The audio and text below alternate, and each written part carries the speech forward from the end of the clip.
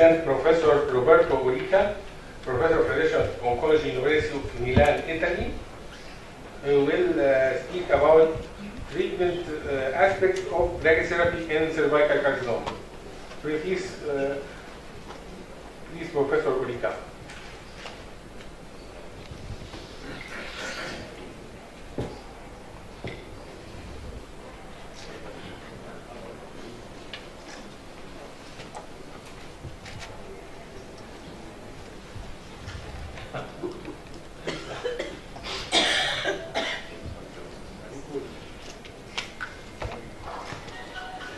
Okay, thank you, Mr. Chairman. I am very grateful to Khaled Karim, Professor, for inviting me again in this very, very excellent meeting and share with you some aspect of brachytherapy in cervical carcinoma. I will try to be very practical in my talk and apologize also for the voice, but in Italy, yesterday, some people said it is cold here, but when it started yesterday morning, we have less 5 under 0. Okay, so it's totally different. So, some statement about brachytherapy in cervical cancer. In general, we can say that almost all locally advanced cervical cancer, that means the stage between 1B2 and 4A, should be considered for brachytherapy as a part, at least, of treatment management.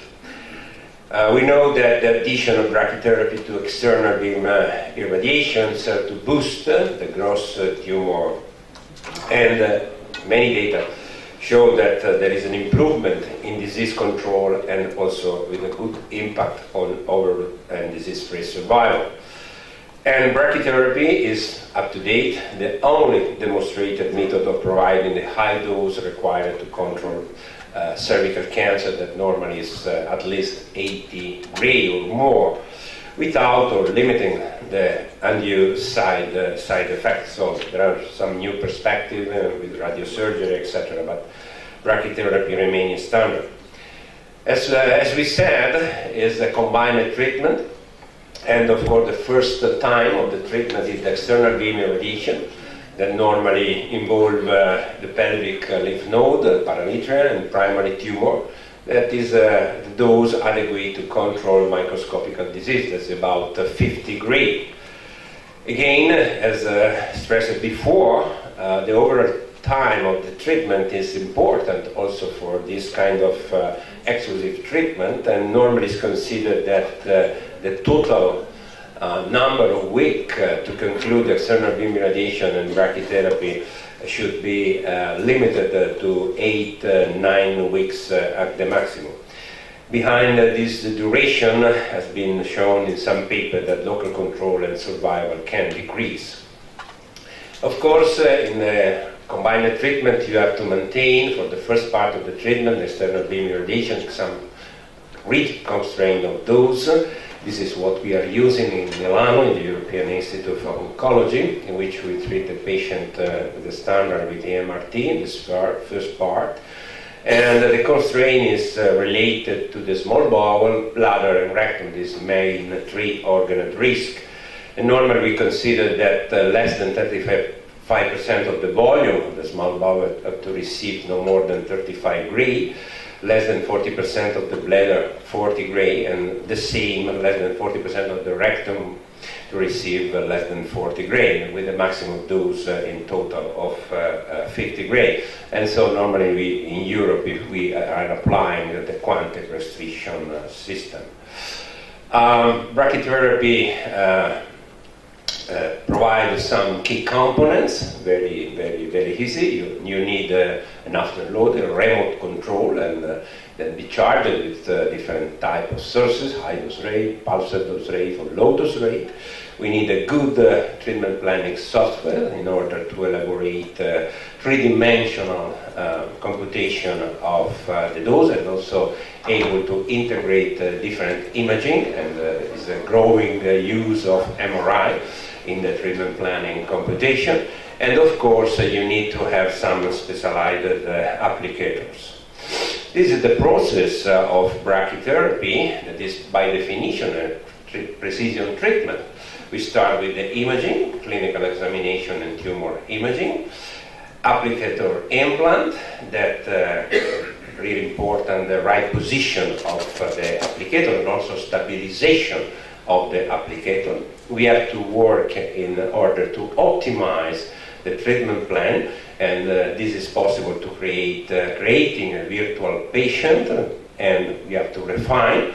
And the last time is the delivery of the dose via the applicators. There are different features of cervical brachytherapy with respect to the placement, the duration of the treatment, and the dose rate that you can use.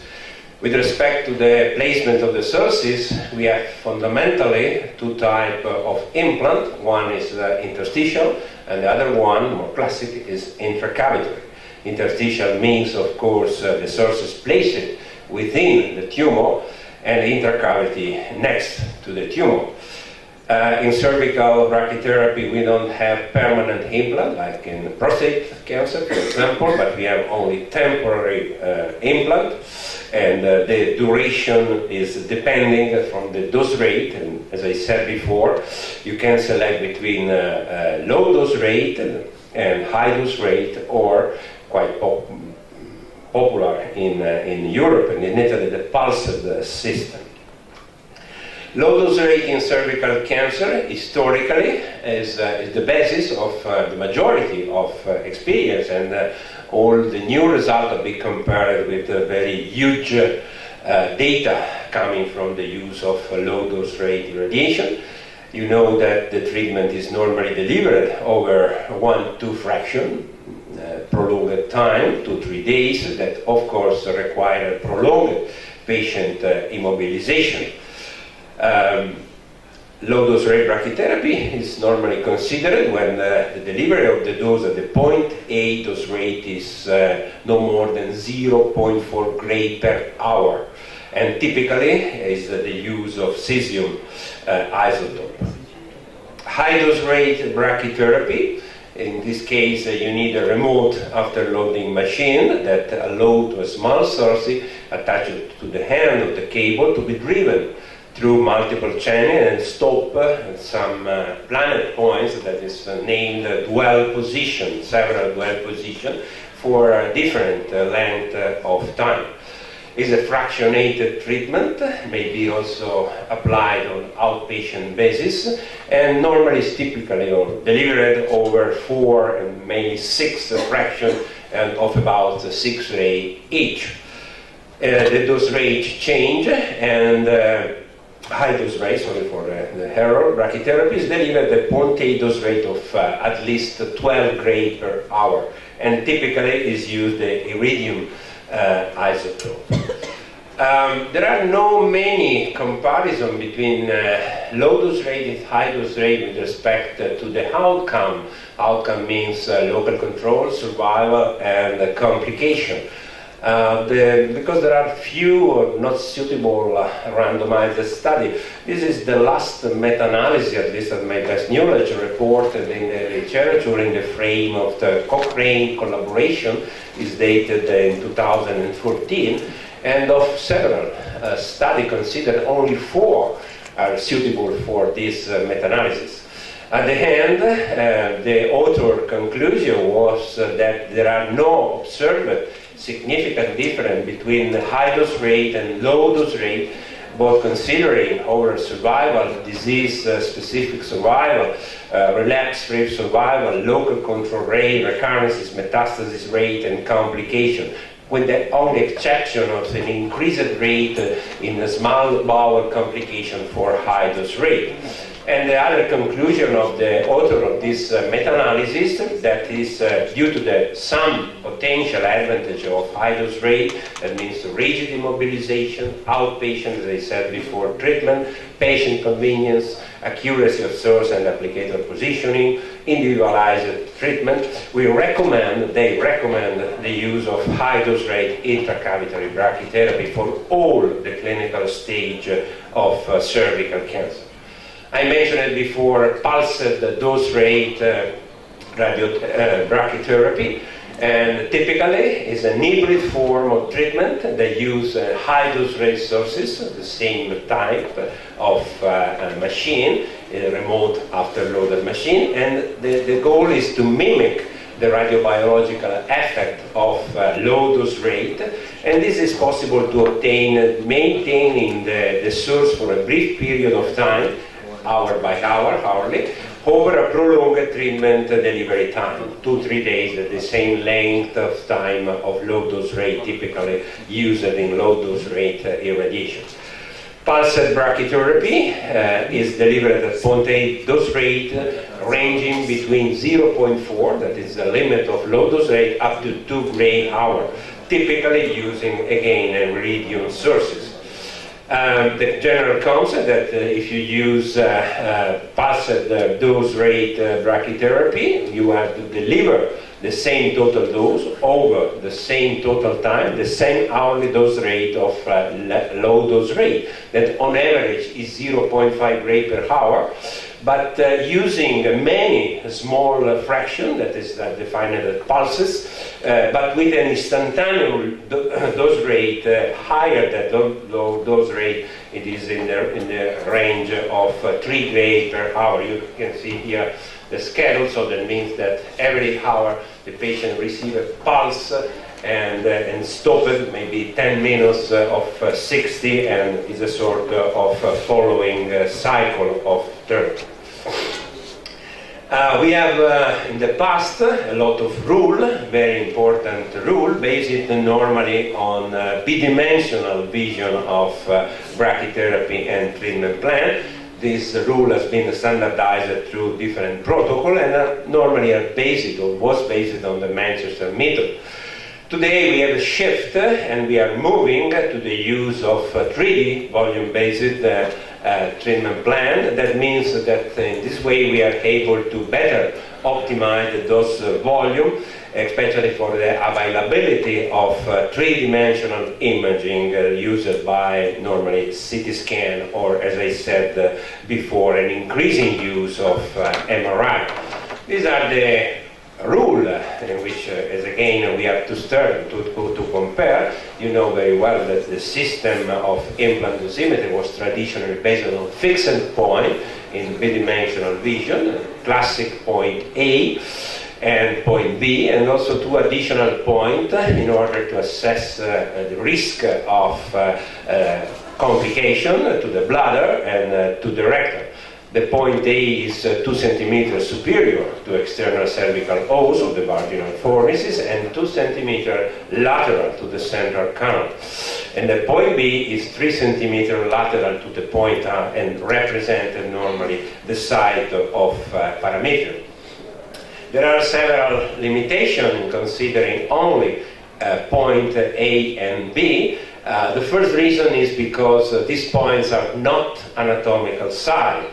The point A is often not in the paracervical triangle, is not a reliable indicator of the minimum tumor dose that is important in terms of local control. Is often in the region of steep dose gradient, and that means that if you have to compute, you have a great variability in assessing this point, and it's very sensitive to the displacement of the applicator during the treatment. Can vary according to the different technique and different applicator that you use.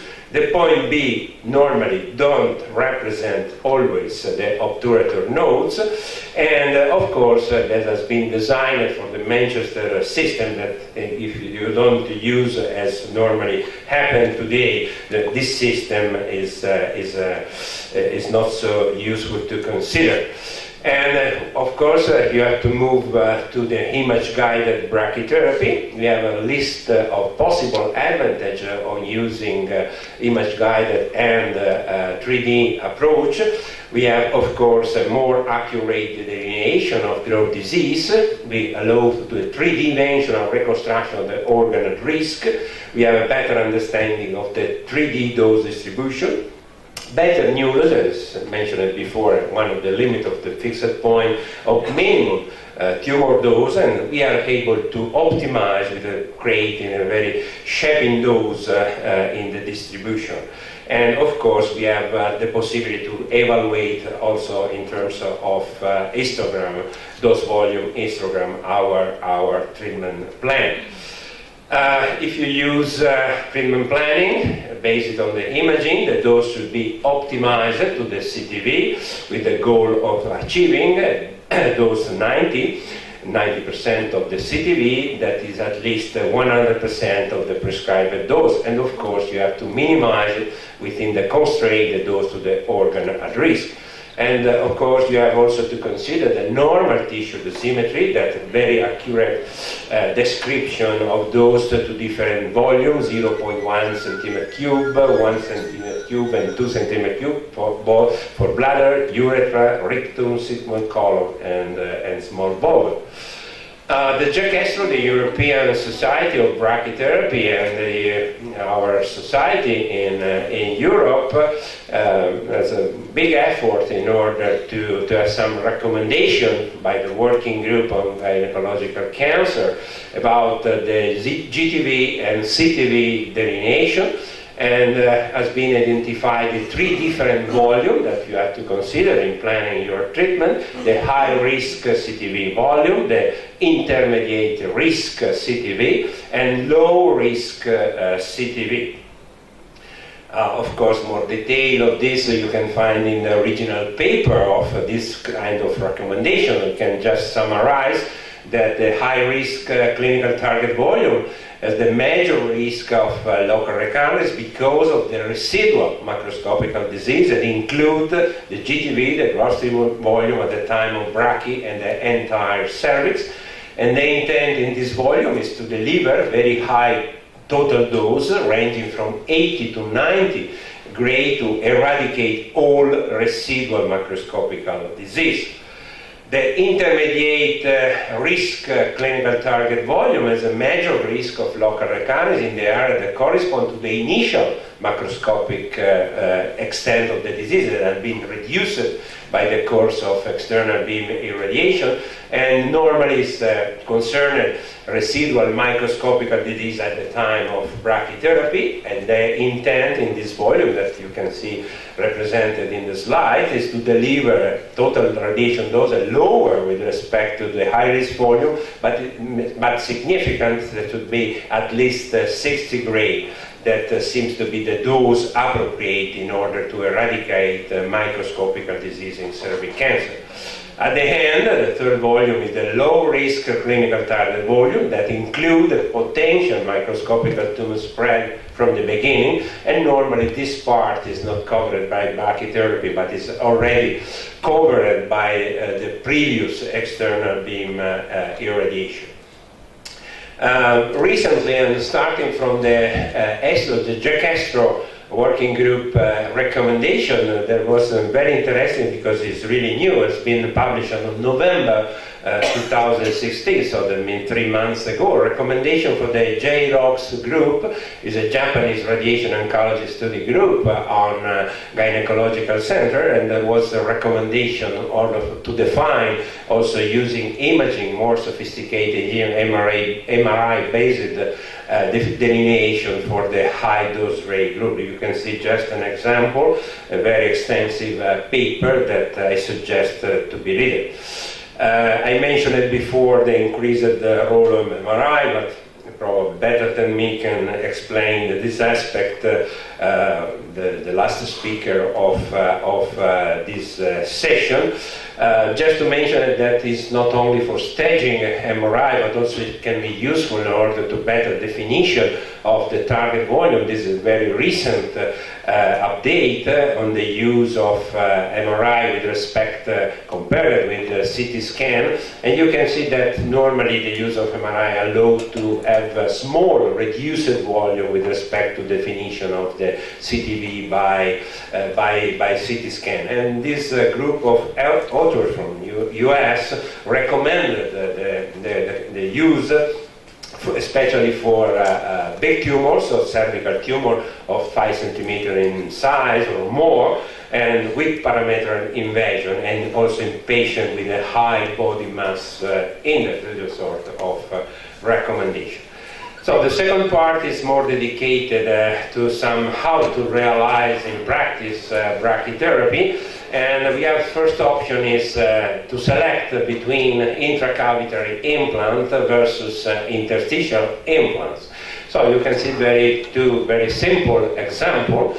The first is in the case of not so large tumor at the beginning that is strongly responder to external beam irradiation, so it's very important reduction in tumor size. In this case, the use of intracavitary with tandem and ovoids are appropriate in order to cover a fully coverage of the clinical target volume. There are some other cases in which the tumor may be bigger than at the beginning, especially with the extension to the parametria. And in this case, if we have not a good response, early response to external beam irradiation, we are not able to cover all the target with intracavitary. We have to move to the implant with the interstitial implant that is more flexible and can be shaped according to the current situation. Another point, both if you use intracavitary or interstitial, is the best selection of the applicator. You need to have more applicator for different clinical situation, and the choice of the applicator should be based on patient anatomy and target volume geometry. So very fastly I will show some different options and some possible indication of different applicators in this series of intracavitary implant. Normally we can consider at least 4 different types of applicator: the tandem and cylinder, the tandem combined with the ovoids, tandem and ring, and more personalized mold for the patient. Normally we use tandem and cylinder in the case when we observe an upper vaginal stenosis that can cause narrowing of the upper part of the vagina, or cases in which the superficial disease involves the lower part of the vagina that is less than 5 millimeters thick. And you can see an example, a practical example of this kind of application. The use of tandem combined with ovoids may be the best choice for patients with a barrel-shaped cervix, and because the largest ovoid can be placed into the fornix should be used, and the cervical flange is used to prevent perforation and to confirm the tandem depth. And you can see again a very nice dose distribution with this technical approach. Tandem and ring, coupling the ring to the tandem may be the ideal condition for patients who have shallow vaginal fornices. Personalized tailored irradiation can be considered for creating a mold, and we have to consider, of course, patient anatomy and tumor shape and extension. This is what my group recently published about to customize in-house the applicators using a very simple 3D printer, and you can create a very tailored and individualized applicator by direct manufacturing for high-dose rate technique that be cylindrical, like in this case for gynecological tumor, or also flat if you have to perform contact brachytherapy for other tumor indication. We tested different applicators commercially available in order to evaluate the influence of the filling, the infill of the printing applicator, and so at the end now we are using some selected patient these homemade customized applicators. So, choice of application with respect to the interstitial parametral implant, interstitial brachytherapy, as I mentioned it before, may be the treatment of choice in certain clinical situations that we can summarize with bulky lesion, narrow vaginal apex, inability to enter the cervical os, extension to the lateral parameter or pelvic side wall, lower vaginal extension, and also recurrence at vaginal vault or in previously irradiated patient. 3 minutes, no more, thanks.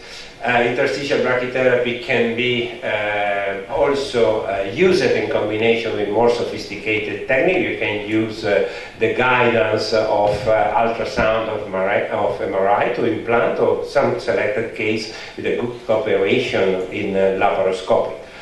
Interstitial brachytherapy is mainly delivered within the muppet, and the needle placed with the aid of template. You can see here an example of the muppet implant, and it's interesting the muppet because you can angle some holes in order to reach in the best way the widest tumor spread.